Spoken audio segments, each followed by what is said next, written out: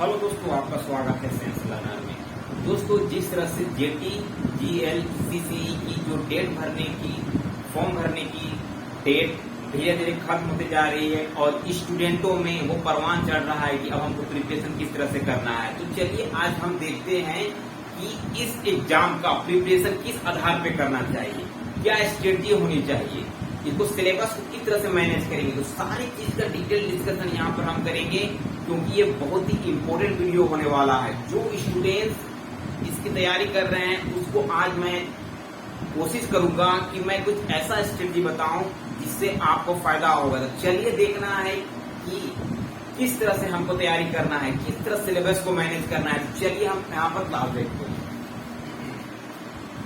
तो देखिए JTGLCCE, ठीक है, तो इसमें एक पोस्ट है वरीय अंकेक्षक, ठीक है। वरीय अंकेक्षक तो है, इसके साथ 4-5 पोस्ट और है, लेकिन मैंने वरीय अंकेक्षक नाम दिया है क्योंकि मोस्टली स्टूडेंट इसे ही अप्लाई करेंगे, ठीक है। तो देखिए कैसे तैयारी करें, हाउ टू प्रिपेयर, है ना। सबसे पहले देखिए कभी भी कोई वैकेंसी आता है तो उसका एग्जाम होता है। सबसे पहले हम एक चीज क्या करते हैं कि सिलेबस, है ना, सिलेबस को हम क्या करते हैं सबसे पहले लेते हैं, है ना। सिलेबस को आप क्या कीजिए केयरफुल्ली, है ना, रीड सिलेबस केयरफुल्ली, ठीक है। आप पूरा सिलेबस को एकदम ध्यान लगा के पढ़ो, ठीक है। आप जो भी पोस्ट के लिए अप्लाई किए हैं उसके लिए आपके पास सिलेबस है, आप एकदम डिटेल में सिलेबस को पढ़िए, ठीक है। अगर आप तैयारी शुरू कर रहे हैं तो कम से कम 5 दिन लगा दीजिए सिलेबस को पढ़ने में। 5 दिन सिलेबस पढ़िए और सिलेबस का कोई पॉइंट ऐसा नहीं बचना चाहिए जो आपको समझ में नहीं आ रहा है ना। कोई भी ऐसा नहीं बचना चाहिए, सारे चीज क्लियर होना चाहिए। और उसके बाद सिलेबस का जो आपको पढ़ना है उसका आप एक क्या करो, प्रिंट निकाल लो, है ना। मोबाइल में आप सिलेबस मत रखिए, आपको जो पढ़ना है उसका आगे प्रिंट आउट निकालो, ठीक है, और उसको अपने पास आप रख लो, ठीक है, ठीक है। उसके बाद जो हमारा सिलेबस है ना, उसके बाद जब हम स्टार्ट करेंगे पढ़ाई ना, तो फर्स्ट पॉइंट हम स्टार्ट करेंगे, है ना, ठीक है। पहला पॉइंट स्टार्ट करेंगे तो उसमें क्या करना है, जो चैप्टर हम पढ़ रहे हैं, ठीक है, तो उसको हमको क्विट फिर नहीं करना है। जब तक वो सिलेबस का जो चैप्टर है वो अगर पूरा ना हो जाए वो चैप्टर, तब तक हमको क्विट नहीं करना है। उस चैप्टर को पूरा पढ़ लेना है, पूरा। और उसके बाद उससे हमको देखना है कि इस चैप्टर में कितने आधार से क्वेश्चन बनेगी, ठीक है, कितना क्वेश्चन बन सकता है उस चैप्टर से, उसमें हमको काम करना है।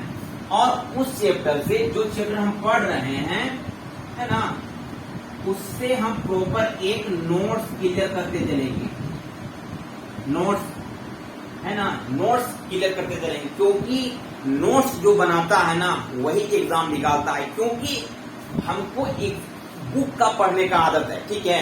तो आप एक चीज याद रखिएगा, बुक में कुछ ऐसा चीज भी दिया हुआ होता है जो बेकार होता है, वो पढ़ना नहीं होता है, ठीक है। इसीलिए आप ऑन लैंग्वेज में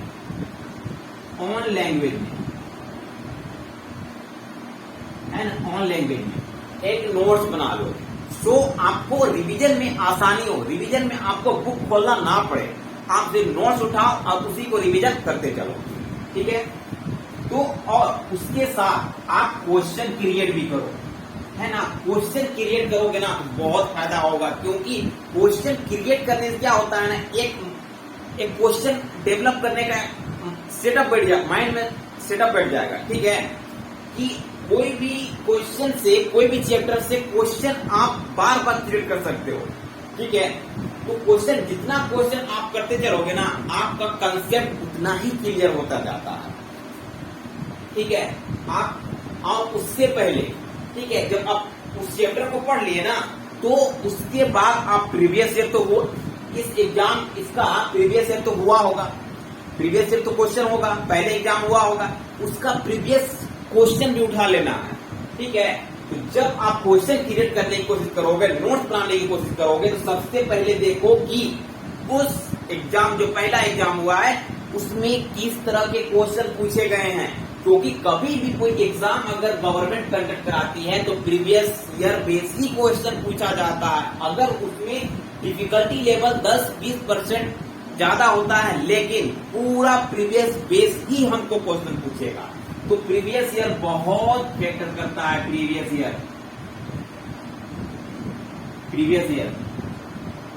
ईयर भी आपको अपने पास एक प्रिंट में रखना ही पड़ेगा, ठीक है। उसके बाद प्रीवियस ईयर में जिस तरह के क्वेश्चन आए हैं ना, वो तो आपका बहुत इंपॉर्टेंट होने वाला है। क्योंकि प्रीवियस ईयर के अकॉर्डिंग ही आपको क्वेश्चन का फॉर्म करना है। क्योंकि जिस तरह से क्वेश्चन पूछे जाते हैं ना, उसी के अकॉर्डिंग आपको क्वेश्चन बनाना है ना। क्योंकि हमको अगर मान लीजिए वरीय अंकेक्षक का जिस तरह का लेवल है, पैटर्न जिस तरह से है, तो उसी स्तर में हम पढ़ेंगे। उसके बाहर का स्तर तो हमको पढ़ना ही नहीं है, ठीक है। तो प्रीवियस ईयर के अकॉर्डिंग ही क्वेश्चन आपको सेटअप करना है। क्योंकि आप प्रीवियस ईयर देखिएगा ना, तो आपको आइडिया लग जाएगा, है ना। आपको आइडिया लग जाएगा कि क्या क्वेश्चन हम बनाएं, क्या क्वेश्चन क्रिएट करें, क्या क्वेश्चन आ सकता है हमारे एग्जाम में, ठीक है। तो धीरे धीरे आपको एक आइडिया लगने लगेगा पूरा बनाते बनाते, और खुद क्वेश्चन क्रिएट करने के लायक आप हो जाइएगा, ठीक है। उसके बाद सारे चीज को वही करना है। जितना सिलेबस आप कंप्लीट कर रहे हैं, पहला सिलेबस कंप्लीट करके आप उसको अंडरलाइन कर दीजिए, फिर नेक्स्ट में जंप कर जाइए। और सबका मेथड यही है, जो फर्स्ट चैप्टर आप जो पढ़ रहे हैं ना, वो नेक्स्ट चैप्टर में जंप कीजिएगा। तो वही मेथड आपको अपनाना है बार बार। और उसके बाद ये तो पहला पॉइंट था। सेकेंड पॉइंट में हमको करना क्या है, देखिए, जब आप पढ़ते हो ना, तो रूटीन बनाया करो, और इसका टाइम फ्रेम कर लो, है ना। टाइम फ्रेम कर लो, ठीक है, कि कौन सा सेक्शन को हमको कम पढ़ना है ना, उसका टाइम फ्रेम कर लो, ठीक है। उसके बाद रूटीन जो बना रहे हो ना, उसको फॉलो करने की कोशिश करो। रूटीन कभी गैप मत करो। अगर रूटीन गैप कर रहे हो ना, तो वो बंदा कभी भी आगे नहीं जा पाएगा।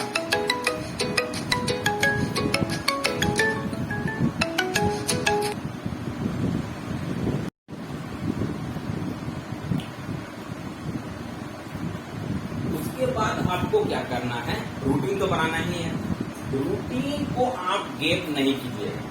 रूटीन अगर आप गैप करते हैं ना, तो आपका पढ़ाई सही से नहीं होता है। देखिए, रूटीन जब बनता है ना, तो प्रोक्रेस्टिनेशन आप मत अपनाइए। ये एक लाइन होता है वर्ड,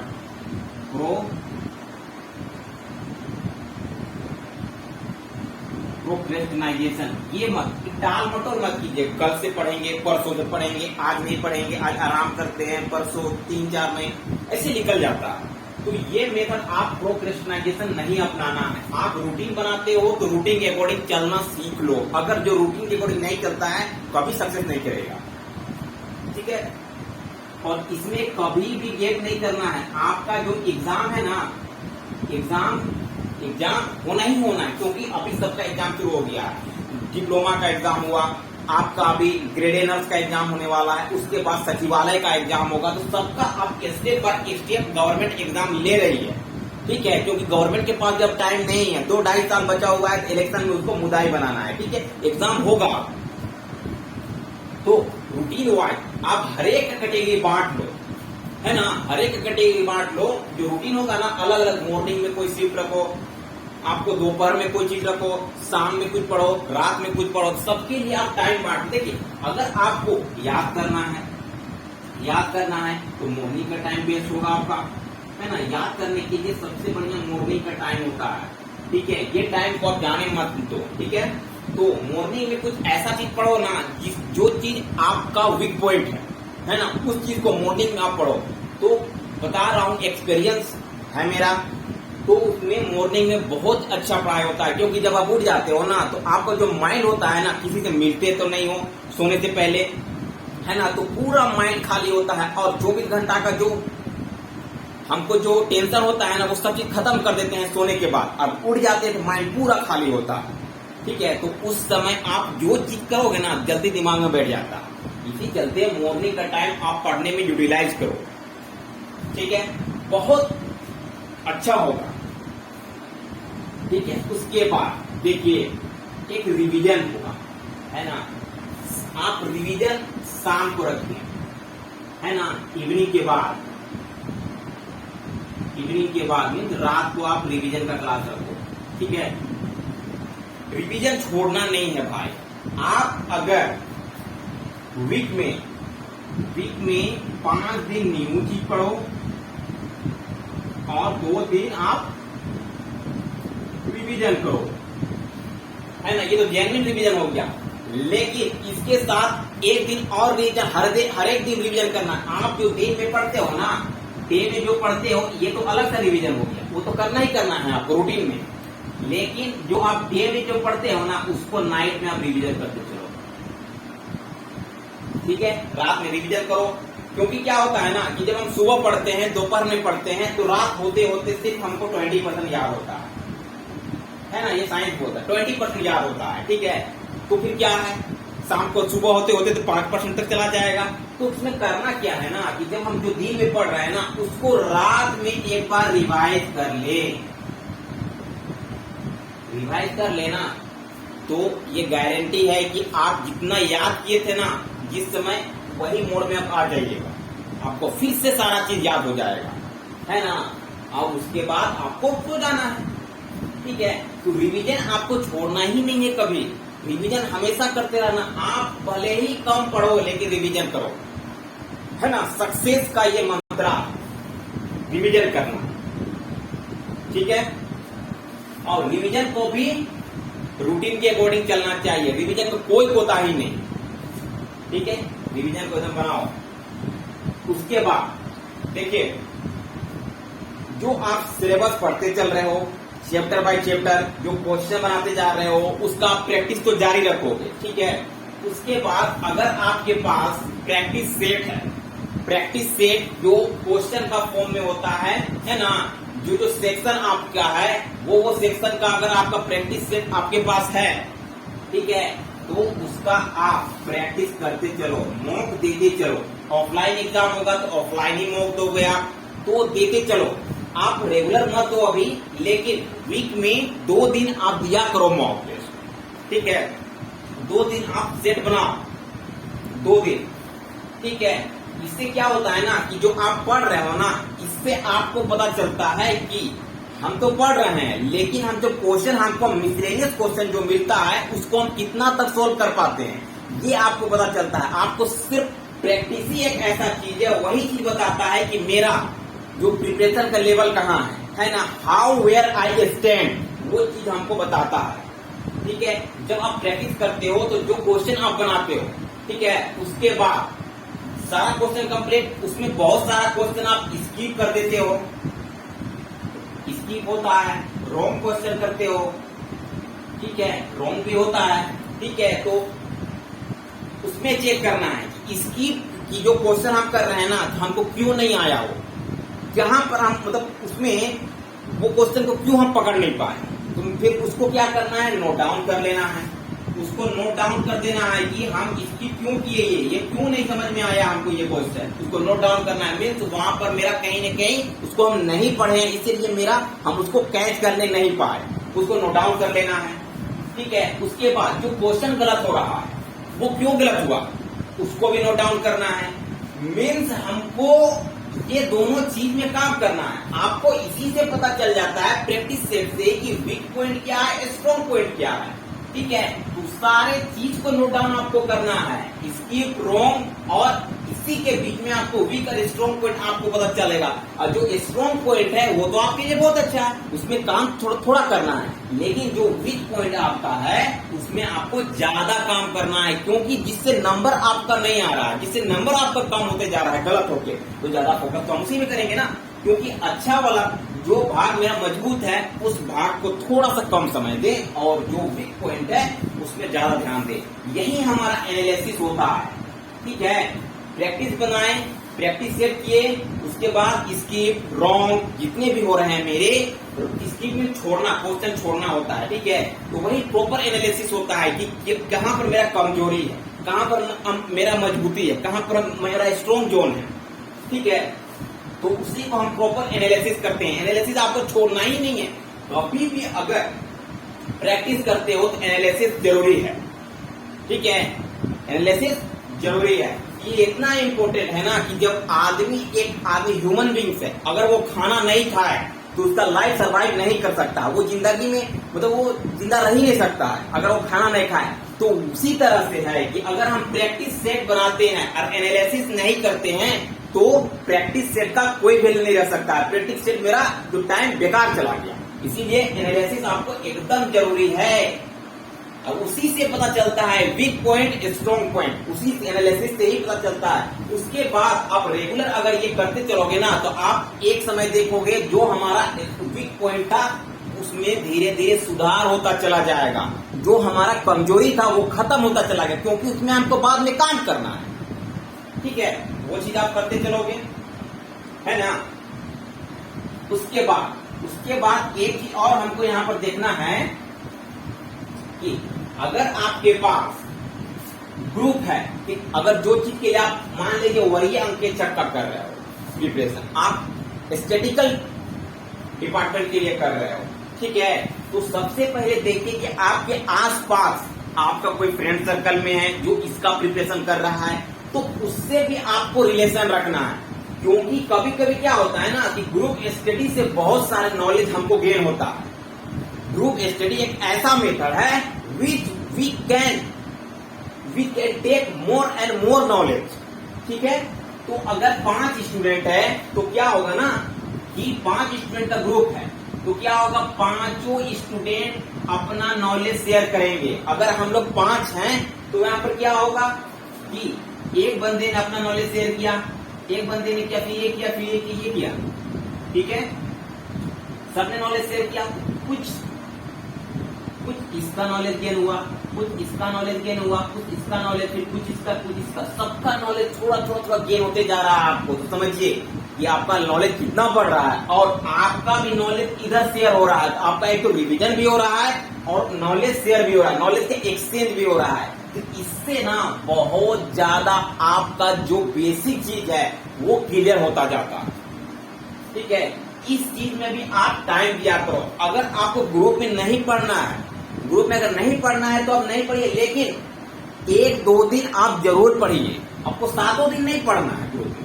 क्योंकि ग्रुप में बेकार बातें बहुत सारे होते रहती हैं। लेकिन जो आप 5 दिन पढ़ रहे हो ना, कम से कम 2 दिन का भी टाइम निकालिए, ग्रुप में पढ़िए, तो उसको नॉलेज शेयर होता है और इससे पता चलता है कि कंपटीशन का लेवल कितना है। क्योंकि ये लोग भी इसी चीज का तैयारी कर रहे हैं, तो आपको पता चलेगा ना कि वो बंदा कितना पढ़ रहा है। तो वही एक क्या हो जाता है ना, सैंपल आपको मिलता है कि कंपटीशन कितना ज्यादा है। सिर्फ अगर आप सिर्फ घर ही में पढ़ रहे हैं, आपको बाहर का दुनिया का पता नहीं है कि कौन बंदा कितना मेहनत कर रहा है, तो आप कहीं ना कहीं सोचिएगा कि हम ही ज्यादा पढ़ रहे हैं। पढ़ने वाले बहुत कोई होते हैं, लेकिन हमको पता नहीं चलता है अगर हम सिर्फ अपने घर में ही सीमित हैं। तो इसीलिए ग्रुप से जोड़ना बहुत इंपॉर्टेंट है। ग्रुप से जुड़िए, आपको पता चल जाएगा कंपटीशन का लेवल कितना है, how the competition now A days, ठीक है।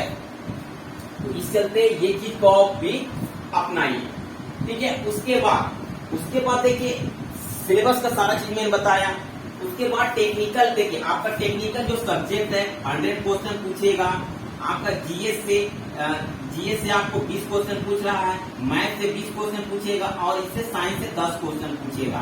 तो इसके लिए जो मैंने स्ट्रेटजी बताई उसके लिए भी ये भी स्ट्रेटजी है, ठीक है, ये भी स्ट्रेटजी है। और देखिए टेक्निकल सब्जेक्ट क्या है, टेक्निकल सब्जेक्ट है ना, देखिए इसका जो जेटीजीएल का जो वैकेंसी है ना, उसमें कैटेगरी वाइज आपका सब्जेक्ट वाइज वैकेंसी आया है और सभी का सिलेबस अलग अलग है, ठीक है।